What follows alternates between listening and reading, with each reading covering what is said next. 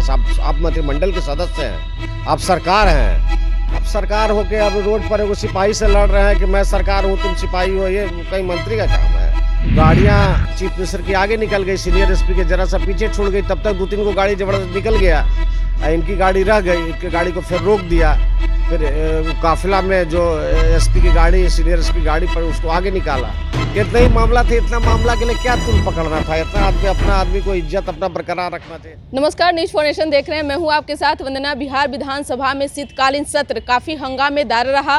5 दिन का सत्र ऐसा लगा जैसे एक तरह से कहा जाए, विपक्ष कह रहा है कि बीजेपी के अंदर काफी अकड़ देखने को मिला, क्योंकि जिस तरह से पहले संजय सरावगी, फिर जीवेश मिश्रा और फिर उसके बाद में निकी हेम्ब्रम के साथ में जो कुछ भी हुआ, तो विपक्ष साफ तौर से कह रहा है कि जेडीयू जो है वो चुन करके बीजेपी से बदला ले रही है। हमारे साथ बात करने के लिए हैं बीजेपी विधायक ज्ञानेंद्र सिंह ज्ञानू, और इनसे मेरा सवाल है कि इसको आप किस रूप में देख रहे हैं सर? ये कोई बदला लेने की बात नहीं है। जेडीयू और बीजेपी या पूर्ण एनडीए का ही है, एकजुट है, कहीं कोई विभेद नहीं है, कहीं कोई ऐसा नहीं है। अब बाकी कुछ बाकियाँ ऐसा हो जाती है बीच बीच में कि आदमी को थोड़ा कन्फ्यूजन हो जाता है, अपोजिशन को बोलने का मौका मिल जाता है।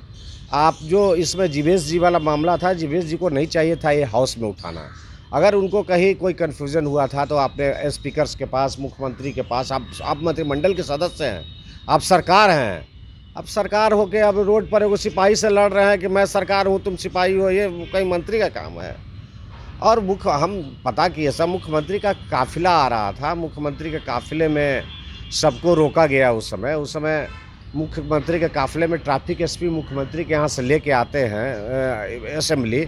संजोग से ट्रैफिक एसपी छुट्टी में थे, तो सीनियर एसपी आ रहे थे, तो गाड़ियाँ चीफ मिनिस्टर की आगे निकल गई, सीनियर एसपी के जरा सा पीछे छोड़ गई, तब तक 2-3 को गाड़ी जबरदस्त निकल गया। इनकी गाड़ी रह गई, इनकी गाड़ी को फिर रोक दिया, फिर काफिला में जो एसपी की गाड़ी, सीनियर एसपी गाड़ी पर उसको आगे निकाला। इतना ही मामला था, इतना मामला के लिए क्या तुल पकड़ना था? इतना अपना आदमी को इज्जत अपना बरकरार रखना चाहिए। एक तो वो काम किए उठा के और इतना फजीहत करवाए, अपना सरकार का फजीहत करवाए ही अपना भी उनकी बहुत छीछा लेदर हुआ।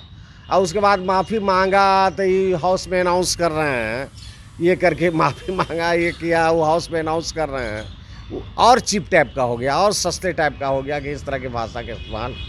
हाउस में माफ़ी मांगा तो आपको कोई सेक्रेटरी कोई है तो कोई अपना रखना चाहिए, कोई सेक्रेटरी ना रखना चाहिए। आप मंत्री हैं। अब वही हमको लगता है भाजपा पर भी कि भाजपा को भी मंत्री सोच समझ के बनाना चाहिए। कौन उस डिग्निटी वाले, उस इंटीग्रिटी वाले व्यक्ति को ही मंत्री बनाना चाहिए जो आदमी मैच्योर्ड हो, जो इस तरह का क्राइसिस क्रिएट नहीं करे। इस तरह के लोगों को मंत्री बनाना चाहिए। क्या लगता है जीवेश मिश्रा को मनाने के लिए एसपी डीएम उनके आवास पे फिर मिलने गए? देखिए, हमको जानकारी मिली कि डीएम ने फ़ोन पर बात किया था उनसे, और उनको समझ डीएम तो थे भी नहीं काफिले में, वो तो बाद में आ गया। डीएम तो पहले ही आ गए थे, तो डीएम का मामला नहीं था। लेकिन डीएम उन्होंने बात कर, डीएम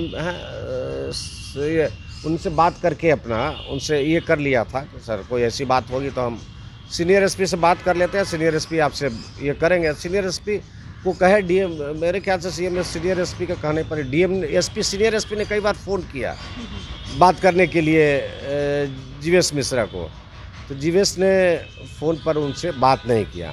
फिर लगता है कि रात में फ़ोन पर देखे होंगे या कोई ऊपर से आया होगा, विधायक दल के नेता ने कहा होगा कि बात कर लो, तो बात कर लिए।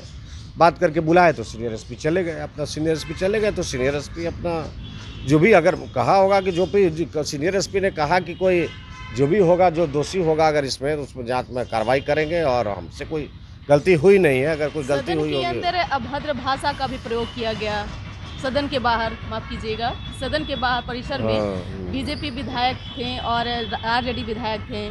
ऐसे वहाँ देखने से नहीं लग रहा था कि शीतकालीन सत्र का प्रारंभ है। देखिए, भाई वीरेंद्र का ये आदत है बराबर न्यूसेंस करते रहना, हाउस में कुछ बोल के ऐसा बोल के अपना ये करना, किसी को कुछ बोल देना, उल्टा पुल्टा बोल देना, ये सब हमको लगता है कि नहीं करना चाहिए। सब संस्कार के बियॉन्ड है ये सब नहीं करना चाहिए। आपस में विरोधी पक्ष भी आपस में दोस्त होता है।